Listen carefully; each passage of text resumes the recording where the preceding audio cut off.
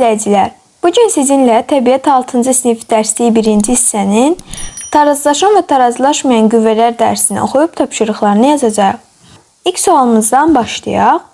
Nicat və Nigar marşrutda arabanı itələyərək hərəkət etdirirlər. Sizcə Nicat və Nigar arabanı niyə eyni istiqamətdə itələyirlər? Nicat və Nigar arabanı eyni istiqamətdə itələyirlər ki, arabanı hərəkətə gətirmək daha asan olsun. Bu zaman onların qüvvələri toplanacaq və arabanı irəliyə doğru itələyən qüvvə daha böyük olacaq. Həmçinin onlar arabanın sürətini artırmaq üçün də eyni istiqamətdə itələyirlər. Onların qüvvələri birləşdikdə arabanın sürəti də artacaq. Sual 2. Nicat və Nigarın arabaya tətbiq etdikləri qüvvələr əks istiqamətə yönələrsə, hansı halda araba hərəkət etməz? Əks istiqamətə yönələrsə, Nicatın itələmə qüvvəsi Nigarın itələmə qüvvəsinə bərabər olmalıdır və arabaya əks istiqamətdə qüvvə tətbiq etməlidirlər. Yəni, məsələn, Nicat bu tərəfdə yox, arabanın qarşı tərəfində durub onu Nigarın tətbiq elədiyi qüvvə qədər qüvvə tətbiq edərsə, araba hərəkət etməyəcək. Fəaliyyət 1. Cismə əks istiqamətdə yönəlmiş iki qüvvə təsir edərsə, o necə hərəkət edər? İşin gedişi. İpi iş dəftərinə şəkildə göstərildiyi kimi bağlayın. Dinamometrlərin qarmağına ipi keçirin. Yoldaşınızla dinamometrləri eyni anda yavaşca əks istiqamətlərdə dartın. Dinamometrlərin göstəricisi eyni olan halda iş dəftərinin vəziyyətini müşahidə edin. Yoldaşınız dinamometrə tətbiq etdiyi qüvvəni tədricən azaltsın. Siz isə qüvvələr fərqli olduqda iş dəftərinin hərəkətini müşahidə edin. Müzakirə edin.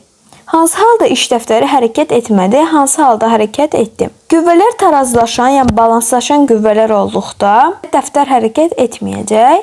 Amma qüvvələr tarazlaşmayan qüvvələr olduqda, yəni dinamometrlərdən biri digərindən fərqli qüvvə göstərdikdə dəftər hərəkət edəcək. İkinci sual, tətbiq etdiyiniz qüvvələrin ədədi qiyməti və istiqaməti ilə iş dəftərinin hərəkəti arasında hansı əlaqəni müşahidə etdiniz? Qüvvələr tarazlaşan qüvvələr olanda, yəni qüvvələr bərabərdirsə, dəftər sabit halda qalacaq, yəni hərəkət etməyəcək. Qüvvələr bərabər deyilsə, yəni tarazlaşmayan qüvvələrdirsə, dəftər böyük qüvvənin tətbiq olduğu istiqamətə doğru hərəkət edəcək. Sonra keçək dərs hissəsini oxuyaq. İp çəkmə yarışında komandalar ipə əks istiqamətlərdə qüvvə tətbiq edirlər. Hər komandanın ipi öz tərəfinə çəkməsinə baxmayaraq, bəzən ip hərəkət etmir. Bu zaman komandaların ipə tətbiq etdikləri qüvvələrin ədədi qiyməti bərabər, istiqamətləri isə bir-birinin əksinə olur. İpə sağdan və soldan təsir edən qüvvələr bir-birini tarazlaşdırır. Burada görürük ki, yaşıl komanda 120 Newton sağa doğru 120 Newton tətbiq edir. Mavi rəngli komanda isə sola doğru 120 Newton qüvvə tətbiq edir. Burada qüvvələrin hər ikisi qiymətcə bərabər və istiqamətcə əksinə olduğu üçün ip hərəkət etməyəcək. Amma əgər yaşıl komandanın tətbiq etdiyi qüvvə mavi komandanın tətbiq etdiyi qüvvədən daha çox olsaydı, ip sağa doğru hərəkət edərdi. Cismə tətbiq olunan qüvvələrin ədədi qiymətləri bərabər, istiqamətləri isə əks olarsa, bu cismə tarazlaşan qüvvələr təsir edir. Məsələn, rəfdəki kitaba ağırlıq qüvvəsi təsir edir, lakin kitab yerə düşmür. Deməli, kitaba təsir edən ağırlıq qüvvəsi başqa bir qüvvə ilə tarazlaşıb. Ağırlıq qüvvəsi aşağı yönəldiyindən digər qüvvə onun əksinə, yəni yuxarı yönəlməlidir. Bu qüvvə dayağın reaksiya qüvvəsi adlanır. Hərəkətsiz cismə tarazlaşan qüvvələr təsir etdikdə o əvvəlki vəziyyətində qalır. Məsələn, suyun səthində dayanmış gəmiyə ağırlıq və Arkimed qüvvələri təsir edir. Bu qüvvələr bir-birini tarazlaşdırdığı üçün gəmi suda batmır. Tarazlaşan qüvvələr hərəkət edən cismə təsir etdikdə, onun da hərəkətində dəyişikliyi baş vermir. Yəni, həmin cismin sürətini artır, nə də azalır. Qayığa tarazlaşan qüvvələr təsir etdiyindən o suda batmır. Paraşütçüyə təsir edən qüvvələr bir-birini tarazlaşdırdıqda o sabit sürətdə enər. Hərəkət edən və ya hərəkət etməyən hər hansı cismə tarazlaşan qüvvələr təsir edərsə, onun hərəkətində heç bir dəyişiklik baş verməz. İp çəkmə yarışında ip bəzən sola və ya sağa doğru hərəkət edir. Buna səbəb komandalardan birinin ipə daha böyük qüvvə tətbiq etməsidir. Bu zaman qüvvələr bir-birini tarazlaşdırmır. İp tarazlaşmayan qüvvələrin təsiri altında olduqda qiyməti böyük olan qüvvə istiqamətində hərəkət edir. Hərəkətsiz cismə tarazlaşmayan qüvvələr təsir etdikdə o hərəkətə başlayır və sürəti artır.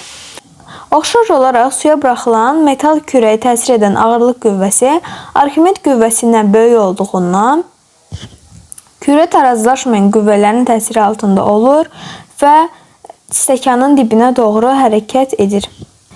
Hərəkətdə olan cisimlərə tarazlaşmayan qüvvələr təsir etdikdə onların sürəti dəyişir. Məsələn, bərabər sürətlə hərəkət edən oyuncaq maşına eyni anda iki qüvvə təsir etdikdə hərəkət istiqamətindəki qüvvə böyük olarsa onun sürəti artar. Lakin hərəkətin əks istiqamətində təsir edən qüvvə böyük olarsa maşının sürəti azalar. Düşün, müzakirə et, paylaş. Ətrafınıza diqqət edərək tarazlaşan və tarazlaşmayan qüvvələrin təsir etdiyi bir neçə cismi müəyyənləşdirin. Bu cisimlərin hansılarına tarazlaşan, hansılarına tarazlaşmayan qüvvələrin təsir etdiyini yoldaşlarınızla müzakirə edin. Tarazlaşan qüvvələrə nümunə olaraq masanın üzərindəki kitabı deyə bilərik. Kitaba aşağı yönələn ağırlıq qüvvəsi və masanın reaksiya qüvvəsi təsir edir və bu qüvvələr bərabər olduğu üçün kitab hərəkət etməyəcək. Başqa bir nümunə kimi yerdə sükunət halında duran topu deyə bilərik.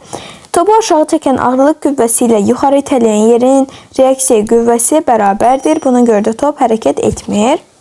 Tarazlaşmayan qüvvələrin nümunə olaraq isə ağacdan yerə düşən yarpağı deyə bilərik. Yarpağı yerə çəkən ağırlıq qüvvəsi yuxarı itələyən hava müqavimətindən böyük olduğu üçün yarpaq yerə düşəcək. Sonra öyrəndiklərinizi tətbiq edin. A və B cisimlərinə təsir edən qüvvələrin qiymətləri diaqramda verilmişdir. Deməli, F1 14 Newton, F2 10 Newton, F3 4 Newton. İlk sualımızı oxuyaq. Hansı cismə təsir edən qüvvələr bir-birini tarazlaşdırır? İlk öncə hesablamamızı eləyək. A cismində F2 10 Newton idi, F3 4 Newton idi. 10 Newton üstəgəl 4 Newton. O da bərabər eləyir 14 Newton. Deməli, sola doğru 14 Newton qüvvə təsir eləyir. Sağa doğru isə F1 14 Newton olduğu üçün 14 Newton qüvvə təsir eləyir. Bu zaman 14 Newton 14 Newtona bərabərdir və A cisminə tarazlaşan qüvvələr təsir edir. B cisminə isə F2, yəni 10 Newton qüvvə təsir eləyir. F1 üstəgəl F3, F1 14, F3 4 Newton idi. 14 Newton və 4 Newton 18 Newton etdiyinə görə B cisminə tarazlaşmayan qüvvələr təsir edəcək.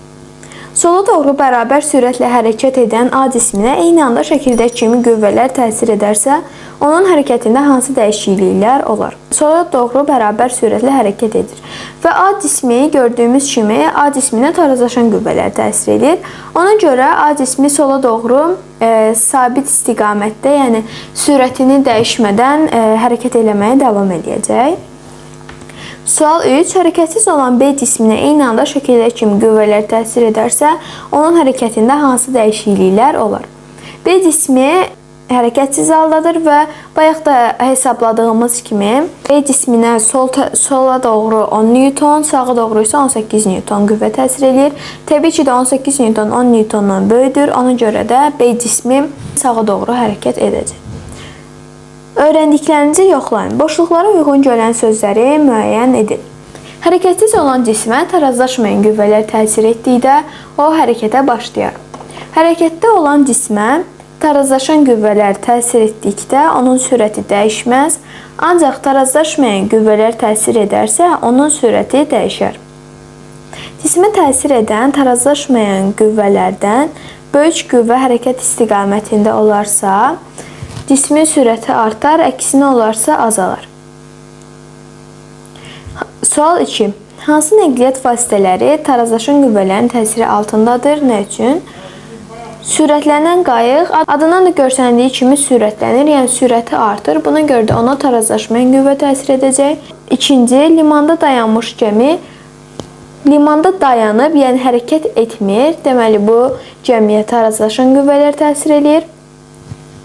Sabit sürətlə hərəkət edən maşın, bu maşın da sabit sürətlə hərəkət edir.